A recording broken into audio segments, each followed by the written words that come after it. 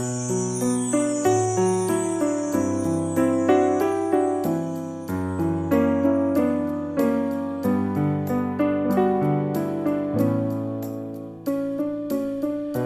pagsamba at ang pakikibaka, pagpupuri at ang pakikipagkapwa, ang pagsamo at pakikisalamuha sa pangalan niya.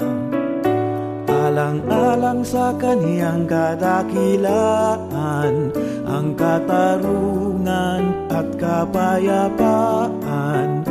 Alang-alang sa kaniyang kaluwalhatian, ang kalayaan ng sambayanan.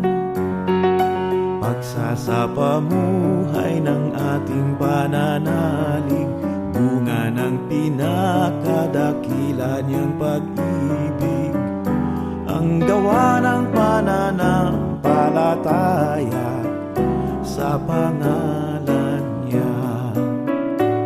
Alang-alang sa kaniyang kadakilaan, ang katarungan at kapayapaan.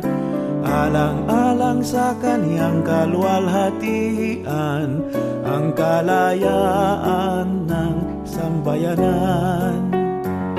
Si Kristo ay sapat at ganap na kaligtasan ng ating kaluluwa at lupang katawan. Kung mahal natin ang Diyos, ang dukha't nagdarahop, ang abi at hikahos, sa pangalan ni Jesus palayain na.